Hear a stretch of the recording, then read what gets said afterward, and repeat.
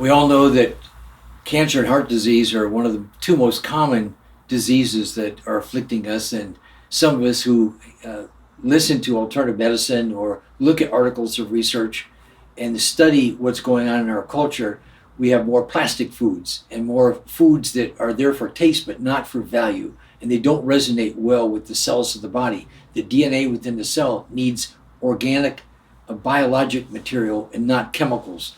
And that's unfortunate, but we live in a very chemical society, and you've heard a lot about GMO foods, and you've heard and perhaps read a lot about pesticides and glyphosate, which is the Roundup, and the abundant use of that chemical. In fact, that's on an increase, and how that is being used to make some specific changes for the chemical industry in the growing of crops. But the consequences of that, I believe, is responsible for creating a lot of the cancer we have. Cancer, by some people, is really considered like a bad infection. It may not be inflammatory, but it travels throughout the body. It acts as a poison, not so much as an inflammatory material, but as a toxin. And that bombards the cell, breaks down the protective mechanisms, and as a potent free radical, these poisons and toxins will bombard the cell and go into the DNA within the cell or into the mitochondria, which has its own DNA, and can begin to change the whole cellular metabolism of that cell. Once you get that infection of a cancer, now those genes are operating at a different level, and they're beginning to replace themselves with more cancer cells. And at some point, our body's own immune system cannot capture control of that. So up to a certain point, our immune system's responsibility is to try and capture those aberrant cells, kill them, take them back out through a macrophage process.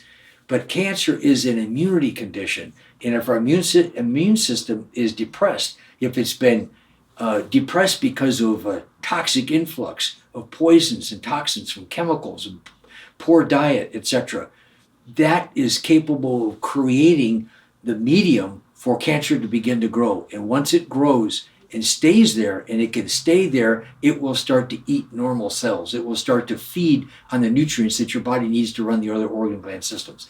So if we find the underlying problems, we don't pretend to cure anything.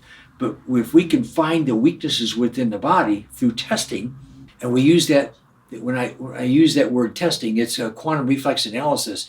It's a way of being able to measure the body beyond the blood tests, beyond the typical diagnostic procedures. And we can see what organs are working, what's not working, what immune systems are failing, and begin to detox the body, pull the poisons out, adjust the diet, make changes in lifestyle, and begin to rebuild the immune system again.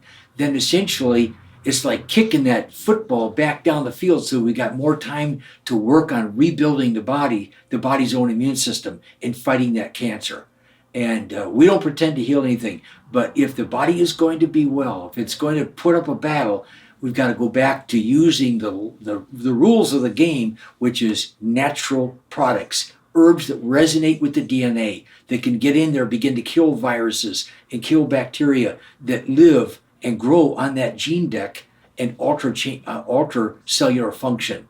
So the more we get at the root of the problem, the more capability of being able to change the morbidity problems, as well as perhaps change life expectancy as well. Cancer is a deadly condition, but not everybody suffers the consequences of death from that, because they have gone through alternative medicine and fought that battle and disciplined themselves in their lifestyle and taking specific nutrients based upon the QRA test.